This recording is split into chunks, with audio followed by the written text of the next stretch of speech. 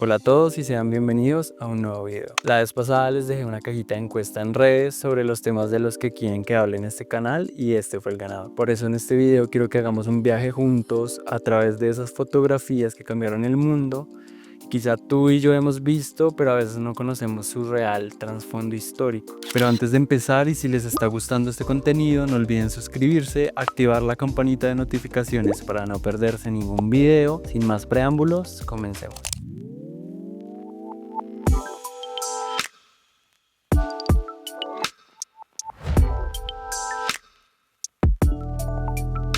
¿Alguna vez se han preguntado cuál fue la primera fotografía capturada en toda la historia? Esta foto la hizo Joseph Niepce y es conocida como Vista desde la ventana Legras. Es una pieza fundamental en la historia de la fotografía, tomada entre 1826 y 1827 y que marcó el inicio de la fotografía como un medio técnico y artístico. La historia detrás de esta fotografía es fascinante y refleja la combinación de curiosidad, experimentación y perseverancia que tuvo su autor. Niepce, un inventor francés, estaba interesado en encontrar una forma de capturar imágenes de manera permanente. Inspirado por el desarrollo de la cámara oscura, un dispositivo óptico que proyectaba imágenes en una superficie, Niepce comenzó a experimentar con diferentes sustancias químicas para fijar estas imágenes. Antes de esta fotografía, había trabajado en otros proyectos relacionados con la óptica y la impresión, como el desarrollo del heliograbado, una técnica para transferir imágenes grabadas en metal. Para capturar la vista desde la ventana Legras, Niepce utilizó un proceso que llamó heliografía. Este proceso consistía en cubrir una placa de peltre, básicamente es una aleación de estaño, con una sustancia llamada betún de Judea, un material fotosensible. La placa se colocaba dentro de una cámara oscura apuntando hacia la ventana. La exposición duró aproximadamente entre 8 y 14 horas, lo que permitió que la luz solar dibujara la escena en la placa.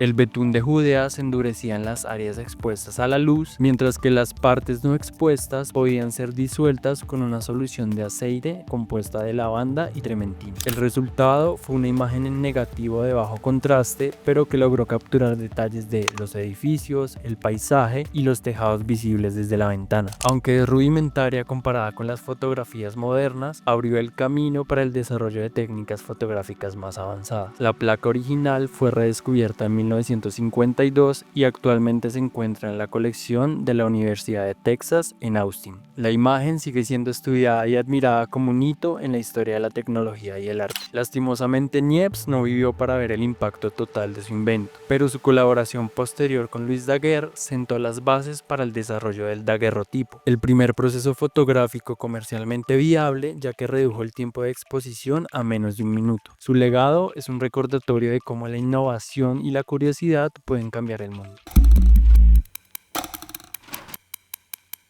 A mediados del siglo XIX existió un debate entre artistas, científicos y aficionados. La pregunta era si al galopar los caballos tenían las cuatro patas completamente suspendidas en el aire en algún momento. Esta cuestión era difícil de responder debido a las limitaciones del ojo humano para percibir movimientos rápidos. En 1872, Leland Stanford, un magnate del ferrocarril y ex gobernador de California, que también era un apasionado de los caballos de carrera, decidió resolver esta controversia. Stanford contrató a Muybridge, un fotógrafo conocido por su habilidad técnica para realizar un experimento que pudiera captar el movimiento del galope de un caballo. Los primeros intentos fueron fallidos debido a las limitaciones tecnológicas de la época. Las cámaras y los materiales sensibles disponibles no eran lo suficientemente rápidos para capturar imágenes nítidas de un caballo en movimiento. Sin embargo, Muybridge continuó experimentando y desarrolló nuevas técnicas. Diseñó un sistema de cámaras que utilizaba un mecanismo de disparo rápido con cables conectados a un conjunto de 12 cámaras alineadas a lo largo de una pista. Utilizó emulsiones fotográficas más sensibles y obturadores mecánicos diseñados para capturar imágenes en fracciones de segundo. El día del experimento definitivo sería en 1878 y se llevó a cabo en la pista de Stanford en Palo Alto. Colocó 12 cámaras a lo largo de una pista y conectó cada una a un cable que se activaba cuando el caballo lo cruzaba. Cuando el caballo galopaba, rompía los cables y disparaba las cámaras en secuencia secuencia, capturando múltiples imágenes en movimiento. Las fotografías resultantes mostraron claramente que durante el galope los caballos efectivamente sí tienen las cuatro patas suspendidas en el aire, pero no en la posición que los pintores solían imaginar, que era con las patas extendidas hacia adelante y atrás. En cambio, las patas están recogidas bajo el cuerpo del animal. Estas imágenes revolucionaron el estudio del movimiento animal y humano, sentando las bases para el campo de la biomecánica. Muybridge desarrolló posteriormente el zoopraxiscopio, un dispositivo que proyectaba imágenes en rápida sucesión para simular movimiento. Esto lo convirtió en uno de los precursores del cine. A la vez, su trabajo influyó en pintores y escultores, quienes comenzaron a incorporar una representación más precisa del movimiento en sus obras. The Horse in Motion no solo resolvió un debate científico, sino que también marcó el inicio de una nueva era en la representación visual del movimiento.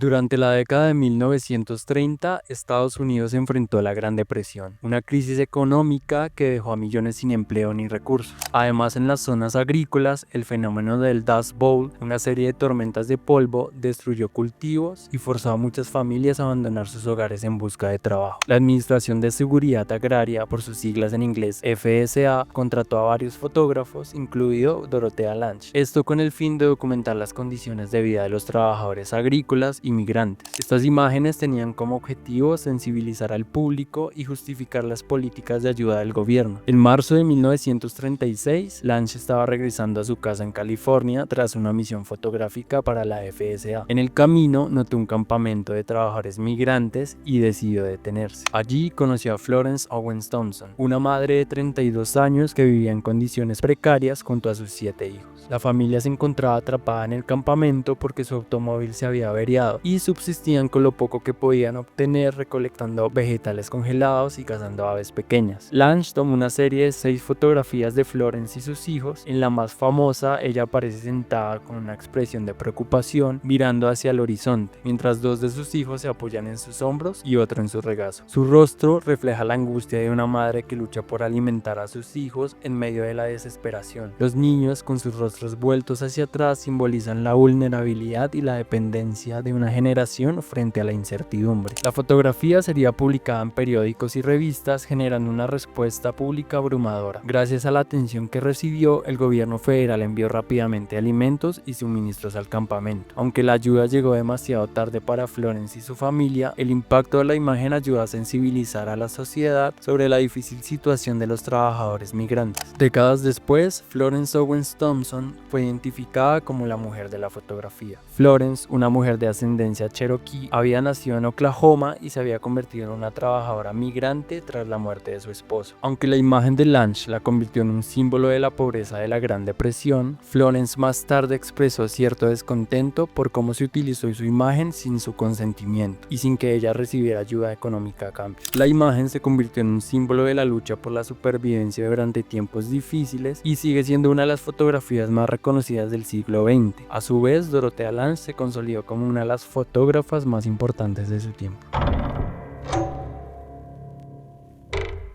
En abril de 1989, estudiantes y ciudadanos chinos comenzaron a reunirse en la plaza de Tiananmen para exigir reformas políticas, democráticas y sociales, además de protestar contra la corrupción del gobierno. Las manifestaciones crecieron rápidamente, atrayendo a cientos de miles de personas. El 3 y 4 de junio de 1989, el gobierno chino declaró la ley marcial y envió al Ejército Popular de Liberación para reprimir las protestas. Las fuerzas militares utilizaron tanques y tropas armadas para desalojar a los manifestantes, lo que resultó en una masacre. Aunque el número exacto de muertos sigue siendo incierto, se estima que cientos o miles de personas perdieron la vida. El 5 de junio, un día después de la masacre, una columna de tanques avanzaba por la avenida cerca de la plaza. En ese momento, un hombre desconocido, vestido con una camisa blanca y pantalones oscuros, se paró solo frente a los tanques, bloqueando su avance. El hombre permaneció inmóvil mientras el tanque principal intentaba maniobrar para evitarlo. bloquearlo. Cada vez que el tanque cambiaba de dirección, él se movía para bloquearlo nuevamente. En un momento, el hombre incluso subió al tanque y pareció hablar con el conductor antes de descender nuevamente. Su acto de resistencia pacífica duró varios minutos antes de que dos personas, posiblemente manifestantes o transeúntes, lo apartaran de la escena. El momento fue capturado por varios fotógrafos que se encontraban en el área trabajando en condiciones extremadamente peligrosas debido a la censura y la vigilancia militar. La fotografía más famosa fue tomada por Jeff Bidener desde el sexto piso del Hotel Beijing. Charlie Cole también capturó una versión desde una posición similar y Stuart Franklin y otros fotógrafos documentaron la escena desde diferentes ángulos. La fotografía fue rápidamente distribuida a nivel internacional, convirtiéndose en un símbolo de resistencia y valentía frente a la tiranía. Hasta el día de hoy, la identidad del hombre del tanque sigue siendo desconocida. Existen varias teorías sobre quién era, pero ninguna ha sido confirmada. Algunas fuentes sugieren que era un ciudadano común, posiblemente un trabajador o estudiante. Tampoco se sabe con certeza qué le ocurrió después. Algunos informes sugieren que fue arrestado y posiblemente ejecutado, mientras que otros afirman que pudo haber escapado y permanecer en el anonimato. La imagen se convirtió en un icono de la lucha por la libertad y los derechos humanos. Representa el poder de un solo individuo frente a una fuerza abrumadora. Lo más triste de la historia es que dentro de China, la imagen y los eventos relacionados con Tiananmen están fuertemente censurados. Las discusiones sobre el hombre del tanque están prohibidas y las búsquedas en línea son bloqueadas.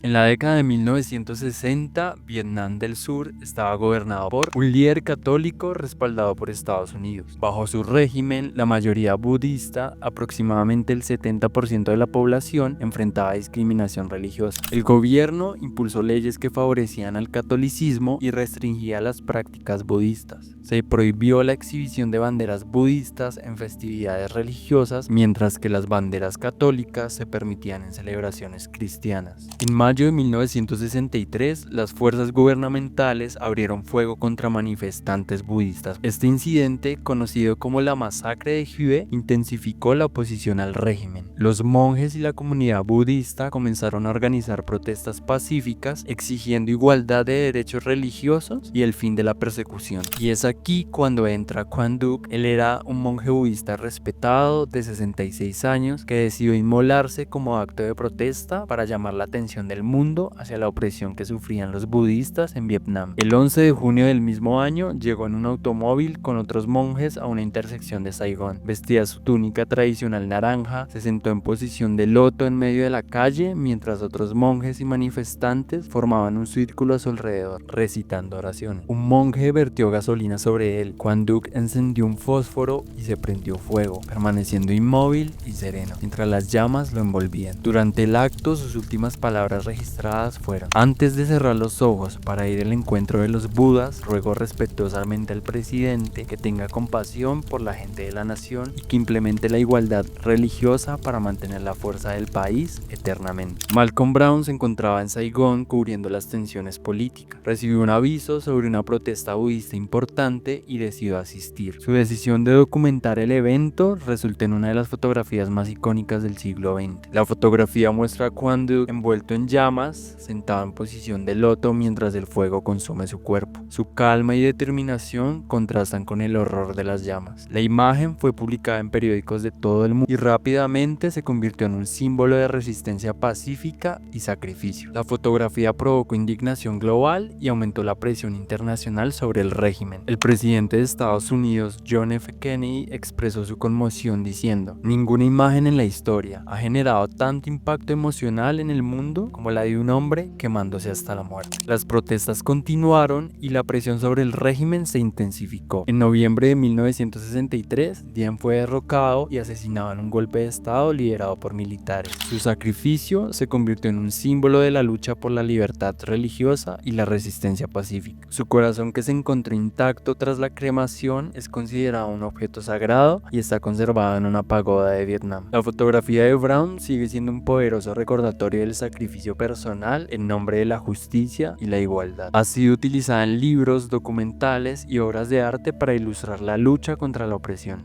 Bueno, y estas fueron las 5 fotografías que cambiaron el mundo, pero lo más importante, ¿qué opinan ustedes? Quiero leerlos en los comentarios. Si al video le va bien, podemos hacer una parte 2. Sin más que decir, nos vemos en el próximo.